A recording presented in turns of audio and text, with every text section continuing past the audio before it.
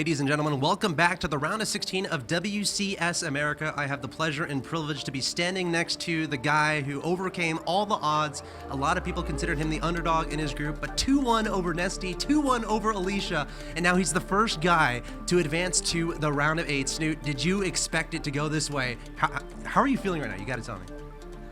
Pretty good. I didn't expect to win, but I knew that if I did my best, I should be able to make it to top 2. Yeah, well, you definitely did. Now, I kind of want to go through your games a little bit against Alicia. You're going to have to help me remember. Game 1 was on... Belshir Vestige. Belshir Vestige. You want to... 4 base against 3 base, and I tried to break his third with a Nidus Worm, Queen, Yes. Swarm Host, Yes. even a couple of Vipers in the mix. But it's a strategy that I didn't practice, Yeah. and since I didn't practice it, it didn't go so well. Now, it seemed like it came down to losing all those swarm hosts in the middle of the map. You had 14 or 15, but a lot can be said of that game. I have to ask, were nerves kind of playing into that a little bit, or are you kind of over that right now? I was actually feeling a lot better in this game. Still slightly nervous. Swarm host play, especially on a map like Belshir Vestige, is very technical, and Vestige is not really a good map for Swarm host play, at least not. That's how I feel right now with my skill level. So I need to work on that, but no, I wasn't really that nervous. It got a lot better. Yeah. And then game 2 was on Neoplanet S, and I think there's a theme in Alicia games as far as the forward pylon, that he always seems to get up. How frustrating was that? Was that something you were increasingly aware of as the series went on? You mean the pressure on the third base? Yeah, the forward pylon, he always ends up getting up on your side of the map. That's very hard to scout. Yeah, but that's always standard in CVP. So in every game, I try to make enough links preemptively around the 6-minute mark, because you never know what kind of pressure is going to hit you. It's always 1 gate expand into 3 gates pressure, 1 gate expand, 3 gates target, 1 gate expand, 4 gate. You know, it's just endless possibilities. So what I just did was make a couple of links, and unfortunately I didn't see the pylon. So I thought he might be going for DTs, he might be going for some sort of defensive Stargate macro. You know, he had really fast double gas in his natural expansion. So I didn't really expect those salads, and it really caught me off guard. Fortunately, I made some preemptive links, which is something you should always do at that timing, 6 minutes. But I took a little bit more losses than I expected. Can you talk me through your mentality going into the mid to late game? How far behind did you feel? Did you feel like you were ever crazy far behind? Did you feel like you had to pull out some magic tricks to take the game? I felt rather behind, but I also knew that he invested a lot into Colossus, so I hoped that his Templar would be delayed. So I just banked everything on the Vipers and army value play, with maxing out on Roaches and Hydras, not having too many drones. I think I got a little bit lucky that he didn't have more HTs and that he didn't have better positioning on his High Templar and feedbacks. I think that game really could have gone both ways, and especially in his favor if the High Templar were a bit more better positioned. And then, of course, game 3 was Cloud Kingdom. Talk me through that game. Was there ever a point where you realized, oh my gosh, I have this, I'm gonna win this game? I felt pretty good when all the links ran into his main. But unfortunately, I tried to kill the Nexus instead of killing probes, which was a huge mistake. But even so, I managed to take out so many sentries, and I was able to scout his tech.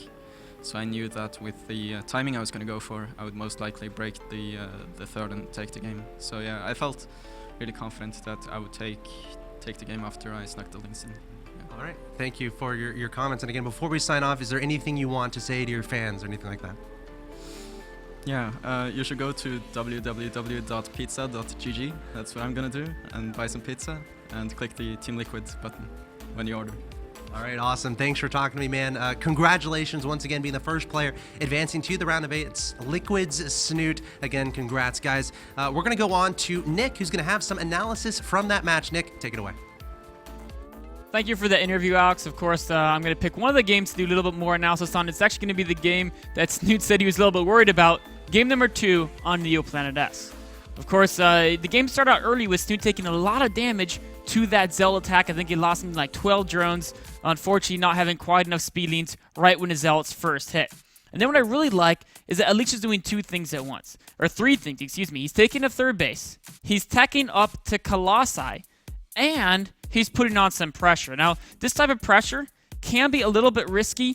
You gotta be so careful to keep this Mothership core alive because, of course, if you run out of force fields, Speedings can surround and take out all your important ground army unless you have that recall option here. So we can see getting a lot of value with this attack. What's super important is this attack is forcing a lot of units currently from Snute. And this is a situation where Snute wants to be spending that money teching to Hive. He already has this infestation, but he wants to be starting Hive tech immediately. He wants to, start transitioning to Roach, Hydra, Viper. But because he's afraid of this attack, he has to get a lot more speedings a little bit earlier than he might otherwise want them.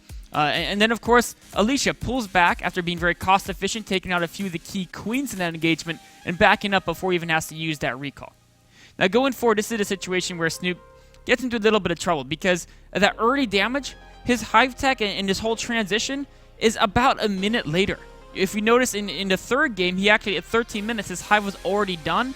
Here, it's still a little ways off. And this timing difference from falling behind early to the Zell attack, what it basically means is Alicia can hit a timing before the Vipers come into play. And that's very, very important. Typically, in an even game, a Zerg who goes Roach, Hydra, Viper will have Vipers in time before Protoss can do a 3-base Colossi attack. But in this situation, there's 3 Colossi already moving out across the map, and the Vipers are only halfway done. And it's 15 minutes already. No Vipers yet in the field. Of course, that's just because of the early damage. And this is a very tough spot because if you look at the units that Snute has at the unit tab, we can see basically just Hydras. And every Zerg knows how insanely scared he is to play against 3 Colossi, a bunch of sentries, with pretty much just Hydras in the army. A few Infestors can help, but of course, Colossi are great against those units as well. So this is a very tough part for Snute to deal with. There's a couple options. One, he could sacrifice the third base, try to engage with Vipers later, but then what does he do if Alicia backs away? He loses the third base, he'll lose the fourth as well if he sacks the third, and then he's stuck playing 2 base to 3, and Alicia can play defensive, wait for Templar. He's in a very rough spot. So instead, he says, you know what I'm going to do? I'm going to split units up and make the sickest flank you've ever seen, right?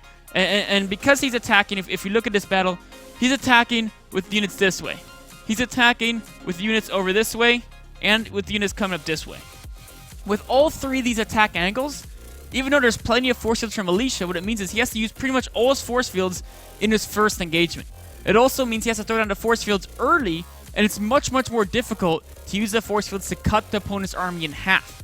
Normally, there's 2 rows of Hydras. You can put the force fields in between the rows to cut off a 1 row towards your units that you kill, and the back row is put out of action.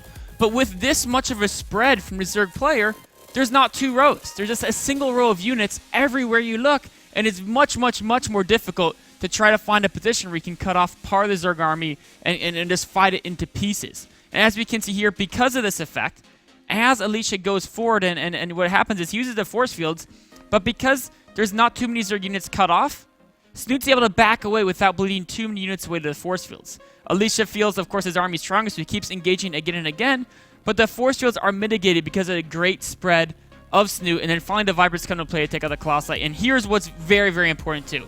Notice all these drones here getting killed by 2 Colossi.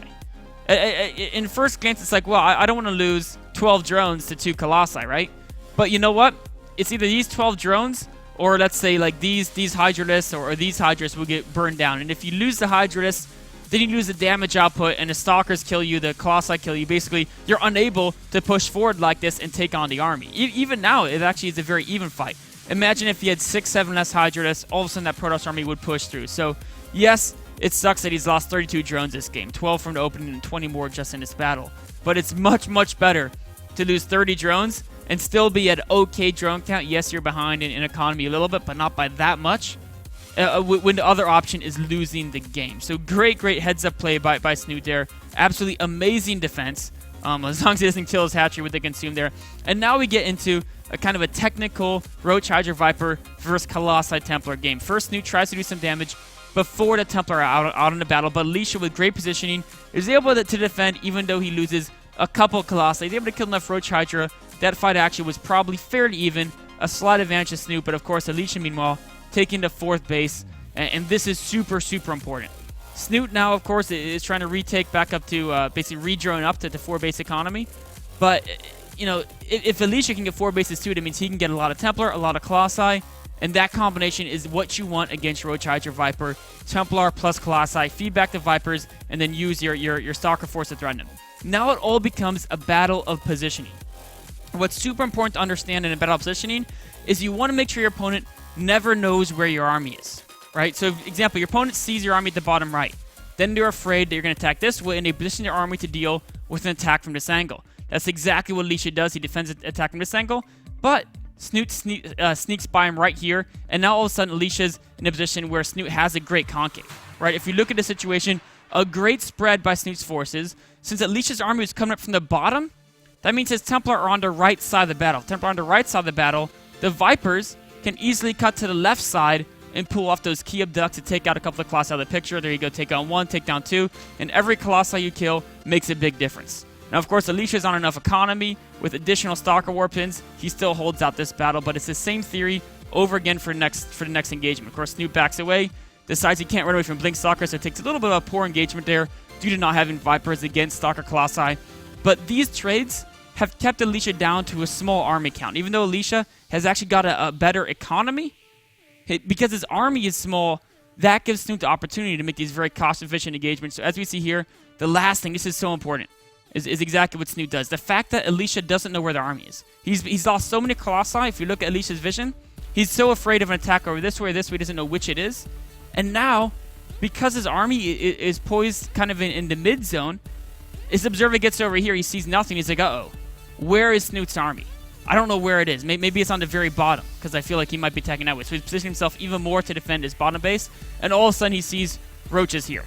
So now he has to run his army up as fast as possible to get to defend these roaches, and think about what happens as the Protoss army runs, right? As the Protoss army runs up this direction, a couple things will happen. 1, it's going to be spread out. And then 2, the Templar are going to be dragged behind army, because Templar move much slower than every other unit almost in the game, but every other unit in this Protoss army as well. So the Templar are going to be back here. And all that means is that the Templar are back here, they have to come up this way, right? The best thing you can do is exactly what Snute does. He attacks with some army here, and then of course, he has the rest of his army waiting to come down this direction. And then the important part is recognizing the fact that the Templar are going to be back here coming up. So all I have to do is put the Vipers in from here, and they're going to be very, very safe from those feedbacks. It's all about abusing the fact that Alicia doesn't have map vision, and he was caught off guard, and Snute uses that ability to basically get the perfect positioning in this last game-deciding engagement. We can see here, the army comes up, Stalker's in the front, Colossi a little further back, and Templar even more in the back due to the move speed. And the perfect concave from Snute, the Viper's cutting to the left side because he knows Templar have to be coming up from the bottom. They can't get to the left side in time as the Vipers come to the left side. Now they can pull these amazing abducts.